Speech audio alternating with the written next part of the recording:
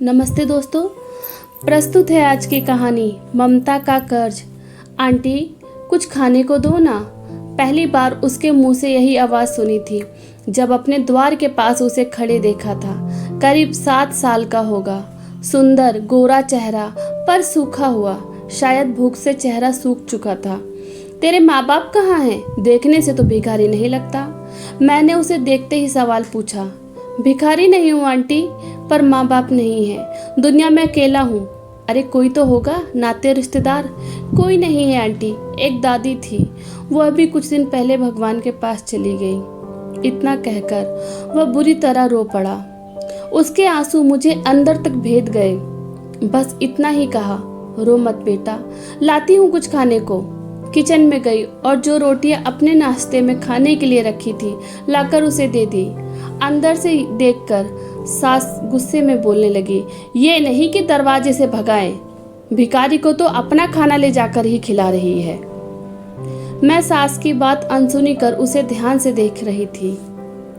बहुत जल्दी जल्दी खा रहा था, शायद काफी समय से भूखा था। कब से नहीं खाया तू?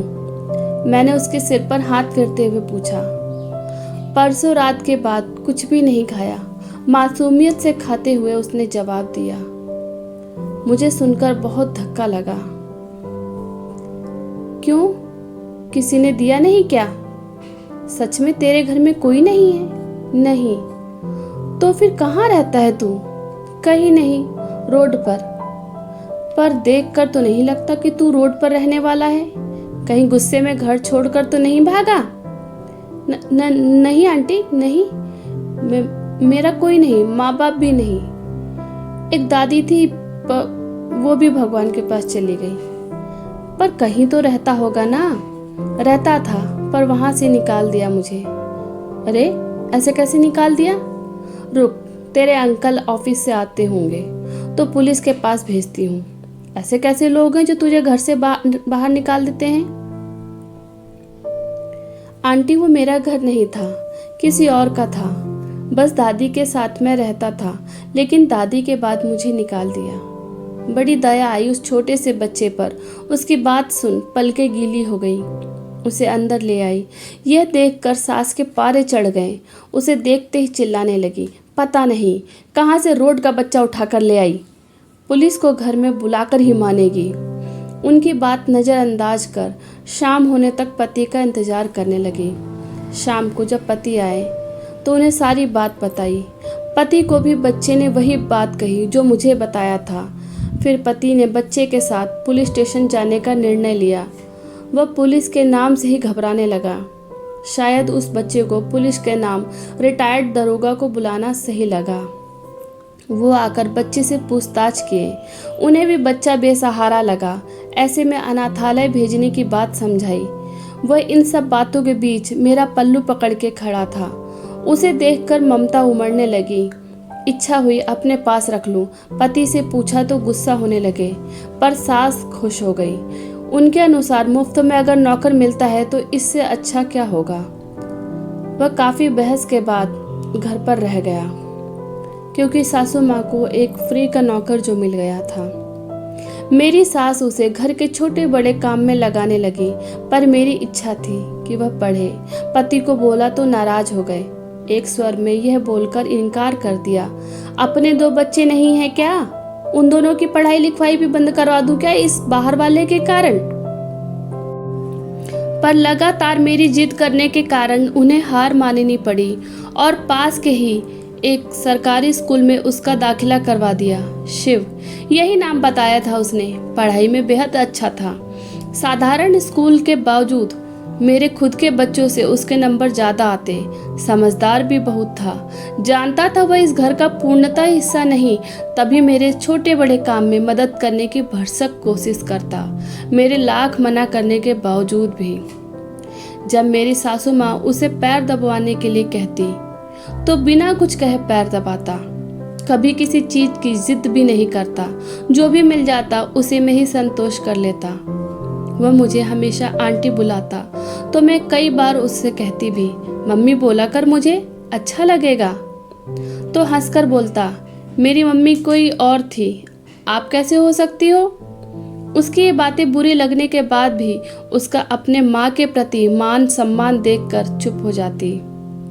मेरे दोनों बच्चों को पढ़ाने के लिए घर पर टीचर आते, पर पति ने साफ मना कर दिया था कि वह शिव को पढ़ाने के लिए ट्यूशन मास्टर को पैसे नहीं देने वाले। जब भी घर पर ट्यूशन वाले मास्टर आते, शिव दूसरे कमरे में पढ़ने चला जाता और यह चीज़ देखकर मुझे बहुत धक्का लगता, मुझे बहुत बुरा लगता, क्योंकि मैं उसे अपना मान बैठी थी। मैंने उस ट्यूशन टीचर से बात की और शिव को पढ़ाने की भी बात रखी। साथ में यह भी कहा कि उन्हें इसके पढ़ाने के पैसे भी मिलेंगे, पर वह यह बात किसी को नहीं बोलेंगे। वह मान गए और मेरे पति और सास को बोल दिया वह इसे मुफ्त में पढ़ाना चाहते हैं। घर खर्च से पैसे बचे, मैं उसे ट्यूशन में लगाने लगी। मैं अपने तरफ से कोशिश करती कि अपने बच्चों और उसमें कोई अंतर ना करूं। यह बात मेरे बच्चों को गलत लगने लगी थी। वे उसे अपना दुश्मन समझने लगे थे, पर वह हमेशा उनसे प्यार से ही पेश आता। एक दिन मेरे बीमार पड़ने पर उसी ने ही सबसे ज़्यादा मेरी सेवा की।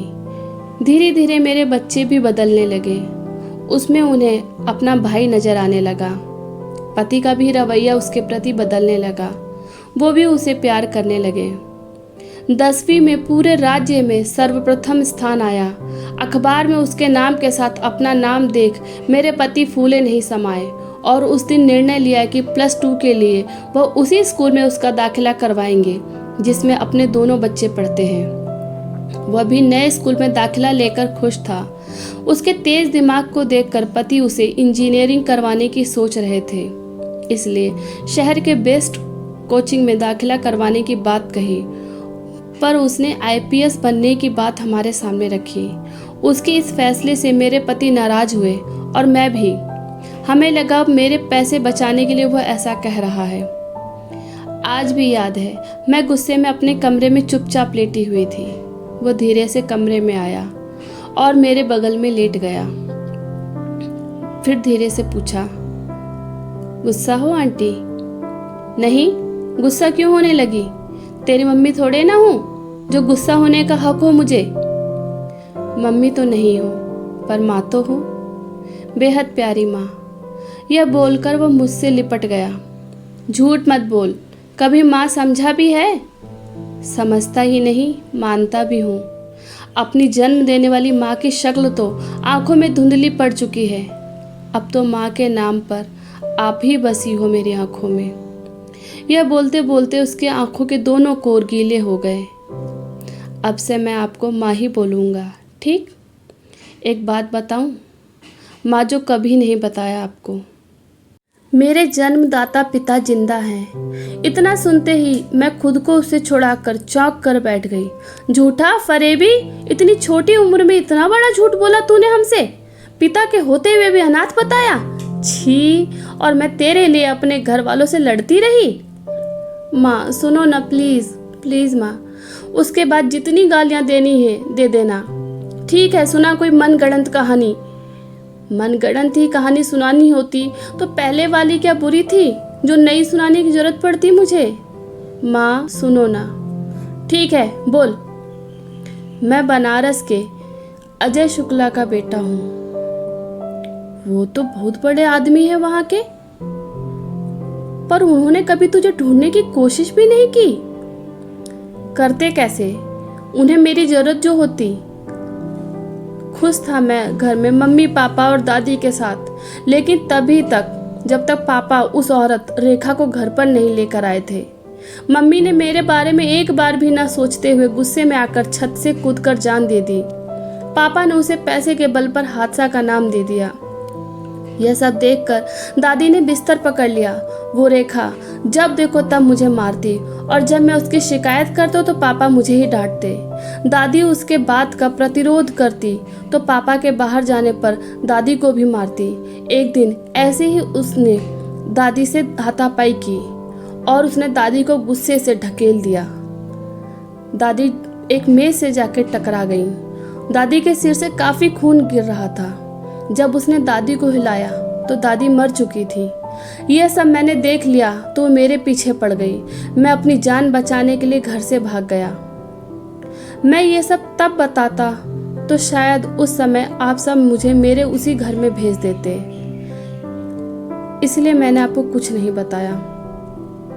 4 साल से सोच रहा था कि आपको बताऊं माँ, पर डरता था कि आप गुस्सा करेंगी, लेकिन आज हिम्मत कर आपको बता रहा हूँ। इतनी छोटी उम्र, इतना सब कुछ कैसे बर्दाश्त किया होगा उस छोटे से बच्चे ने, यह सोचकर कसकर मैंने उसे अपने बाहों में भर लिया। कभी मत जाना वहाँ मेरी बच्चे, मैं हूँ ना तेरी माँ, तुझे कभी उस नरक में नहीं जाने दूंगी। जाऊंगा, पर आईपीएस बनकर। माँ देखना, शुक्ला जी और उस रेखा से हिसाब ना किया तो मेरी मम्मी और दादी के साथ नाइंसाफ़ी होगी। मैं जाऊंगा और उनसे अपना बदला लूँगा। 15 साल के बच्चे के मुंह से ऐसी बड़ी बड़ी बातें सुन बड़ा अजीब लगा, पर एक सच्चाई यह भी है कि जिस पर बीतती है वही समझ सकता है। एक और बात बोलूँ माँ? हाँ बोलो। अभी घर में किसी को मत बताना, बस मेरे आईपीएस बनने का इंतज़ार कर लेना। ठीक है, ये बोलकर उसके सिर पर हाथ फेर दिया। आज उसकी तपस्या रंग लाई। मेरा बेटा शिव आईपीएस बनकर आ रहा है और मैं आज उसके पसंदीदा लड्डू बनाकर उसका इंतज़ार कर रही हूँ। गेट पर बाइक के आने की आवाज़ आई। समझ गई कि बच्चा आ गया, मेरा शिव आ गया। उसने पिता के और दादी के पैर छुए। मुझे लगा मेरे भी पैर छुएगा, पर सीधे मुझे आकर उसने अपनी गोद में उठा लिया। पूरे 4 फीट का भी नहीं था जब पहली बार देखा था उसे, अब 6 फुट का लंबा चौड़ा इंसान हो गया है। अरे छोड़ मुझे, उतार नीचे, यह बोलकर उसकी गोद से उतरने के लिए जिद करने लगी मैं, पर सीधे मुझे कमरे में ले गया। वही बिस्तर पर मुझे बिठा दिया और खुद अपना सिर मेरी गोद में रख दिया। माँ, आज एक चीज़ मांगू तो मना तो नहीं करोगी? बोलो बेटा। अगले जन्म में अपने कोख से जन्म लेने की इजाज़त। अरे पगले, तू अभी भी मेरा ही बेटा है और तुझे पता है कि मैं तीनों बच्चों में कोई फ़र्क नहीं करती, तीनों को बराबर प्यार करती हूँ। वो तो मुझे भी पता है, इसलिए दोनों जलते हैं मुझसे, उसने प्यार से मजाक में कहा। हाँ हाँ जलेंगे क्यों नहीं, जब हम दोनों से ज़्यादा माँ तुझे प्यार करेगी। उसने पलटकर देखा तो दरवाजे पर उसके दोनों भाई बहन खड़े थे। यह देखकर शिव हंस दिया तो दोनों आकर हंसते हुए शिव के गले लग गए। मैं किचन में जाकर लड्डू निकालने लगी तो देखा शिव भी आकर पीछे खड़ा हो गया। क्या है? मैंने उसे खड़ा देखकर बड़े प्यार से पूछा। कल बनारस जाना है। इतनी जल्दी पोस्टिंग हो गई तेरी, वो भी बनारस? नहीं माँ, बस सोच रहा हूँ शुक्ला जी और रेखा से मिलाऊं। साथ चलोगी मेरे? मैं? हाँ, मेरा हौसला तो आप ही हो ना। सोच रहा हूँ जाकर बता दूँ जिंदा हूँ। ठीक है, कल के निकलने की तैयारी करती हूँ, पर तेरे पापा और दादी को सच्चाई अभी तक पता नहीं।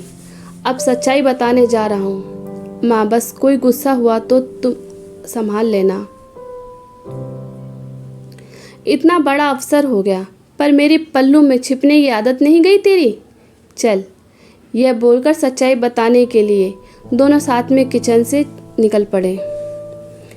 आगे क्या हुआ जानने के लिए आप मेरी इस कहानी को लाइक और सब्सक्राइब करें।